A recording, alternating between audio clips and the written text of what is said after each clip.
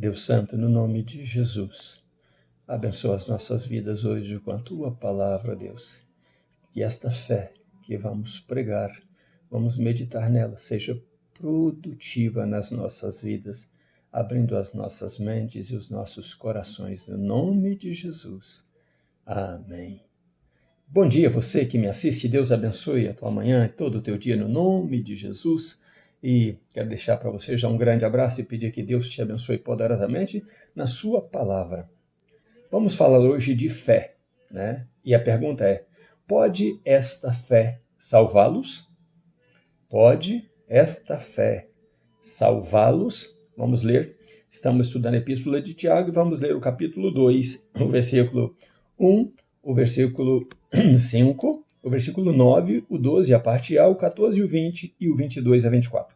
Bastante versículo, nós vamos ler no nome de Jesus. Meus irmãos, como crentes em nosso Senhor Jesus Cristo, Senhor da glória, não façais acepção de pessoas. Versículo 5 diz assim: ouvi, meus amados irmãos, não escolheu Deus aos que são pobres aos olhos do mundo para serem ricos na fé e herdeiros do reino que prometeu aos que o amam. O 9. Mas se fazeis acepção de pessoas, cometeis pecado, sendo arguídos pela lei como transgressores. Parte A do verso 12 diz: falai de tal maneira e de tal maneira procedei. Meus amados irmãos, que proveito há se alguém disser que tem fé e não tiver obras?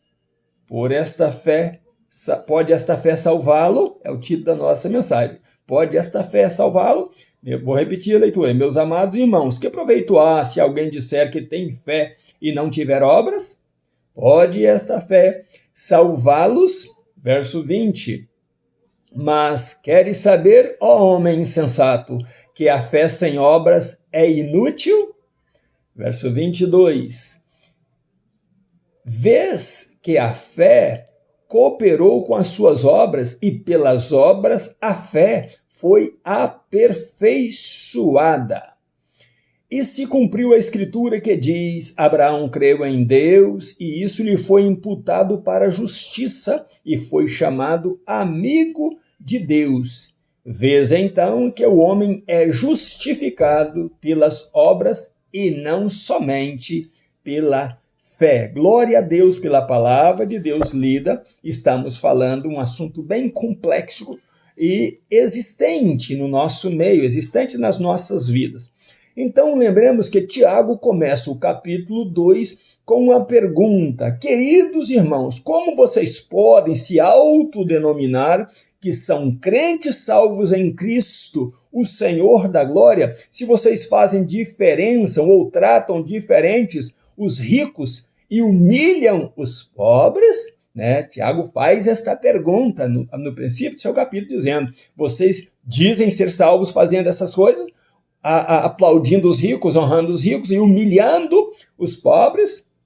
Vejam as vossas motivações, aquilo que motivam vocês, ou que vocês estão fazendo. Não tem sido assim se vocês honram os ricos, né, em vossas reuniões e desprezam os pobres. Vocês não têm feito isso, os seus pastores não têm feito isso. Quando chega um rico, ele é enaltecido, né, ele é levantado, e o pobre é humilhado. Chega o rico que tem os melhores assentos, e o pobre senta em qualquer lugar, ou até mesmo no chão, nos seus banquetes.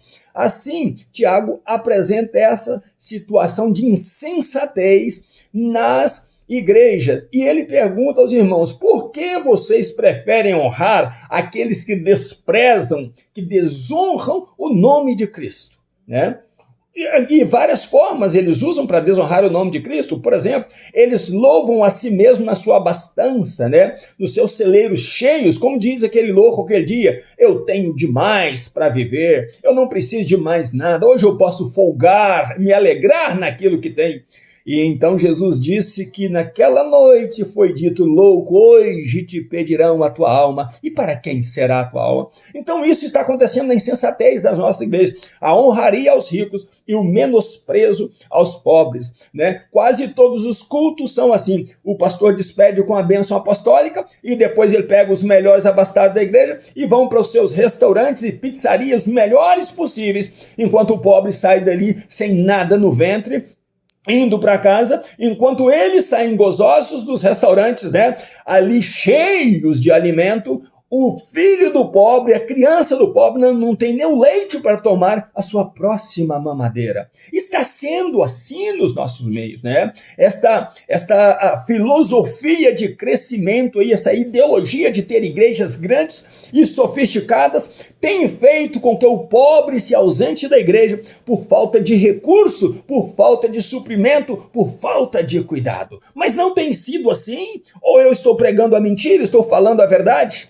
E agora, então, vamos falar daqueles que ostentam que mesmo vivendo assim são cheios de fé. Mesmo vivendo assim, Tiago diz: cuidem dos pobres. Não, Deus não chamou, não foi os pobres para fazer dele herdeiros do reino. Porque eles amam verdadeiramente a Deus e eles podem testemunhar do cuidado de Deus na vida deles.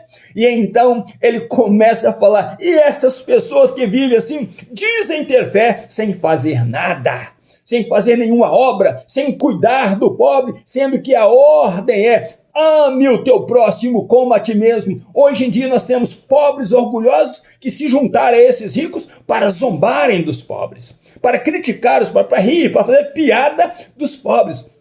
Como aquele Falabella lá, Miguel Falabella, que sempre humilhou o pobre e outros pobres rindo das piadas dele. Aquele Justo Veríssimo do Chicanês que dizia: o pobre tem é que morrer. E o povo ria disso, né, da sua própria desgraça, porque tinha alguém lá zombando do pobre e ele rindo e aplaudindo aquele que zomba do pobre. E a Bíblia é terminantemente contra isso, porque Deus, está escrito aí nesta epístola, escolheu os pobres, os miseráveis, as prostitutas, aqueles que não têm nenhuma abundância, para fazer deles, por amor a Deus, herdeiros do seu reino. E onde está o trabalho das nossas igrejas? Onde está a visão dos nossos pastores? Onde está a obra que essa igreja faz? E eles dizem que tem fé.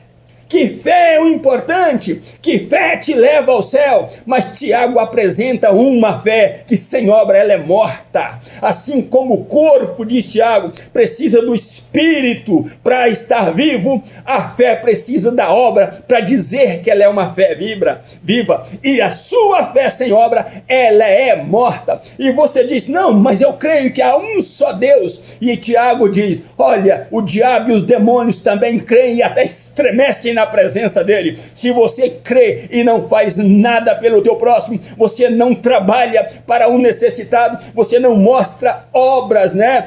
Mostra sua fé através das obras, você não está melhor do que os demônios, você está igualzinho a eles, dizendo que tem fé, mas não faz nada que a Bíblia diz para você fazer para o reino de Deus. Uma vergonha total. Hoje os pastores calçam os melhores sapatos, os líderes calçam os melhores sapatos, as pessoas vão com as suas melhores roupas, mais caras para a igreja, e o pobre não tem o que vestir ou o que comer e são desprezados pela igreja do Senhor Jesus. E você vem me dizer que a tua fé vai te levar ao céu? A fé sem obra, ela é morta, é o que a Bíblia diz. E aí eu vou te lembrar de uma coisinha.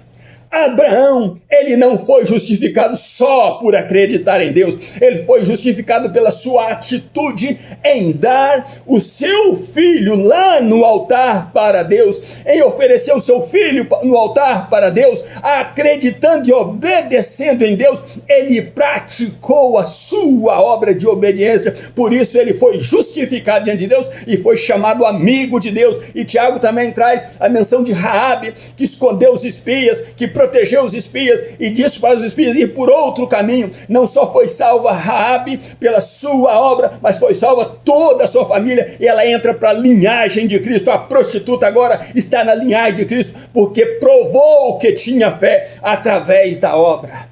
Do mesmo jeito que o teu corpo precisa do espírito para a vida, o teu corpo precisa de 2 braços, 2 mãos, né? O teu nariz tem 2 entradas para você ter fôlego, os teus olhos têm 2 olhos, o teu corpo tem 2 olhos, 2 ouvidos para você discernir nas coisas melhores. Você precisa também ter duplamente em você, na tua igreja, fé e obra caminhando juntos, porque uma sem a outra não está completa, uma sem a outra se torna manca ao caminhar dessa igreja, e uma sem a outra não te levará ao céu. As obras somente não salvam, mas a fé sem obra, ela não existe, ela é morta, e você está pregando mentira, está vivendo a mentira, e nada te tirará do fogo do inferno, se você não ouvir a palavra de Deus, se você não prestar atenção no que Deus está dizendo para você, e Deus está te dando uma chance muito grande para você reagir, para você reanimar e para você dizer: até hoje eu tenho pregado uma fé morta, porque o meu pastor prega uma fé morta e eu tenho acreditado nisso, eu tenho sido desta maneira dentro da igreja e eu estou indo para o inferno achando que estou indo para o céu,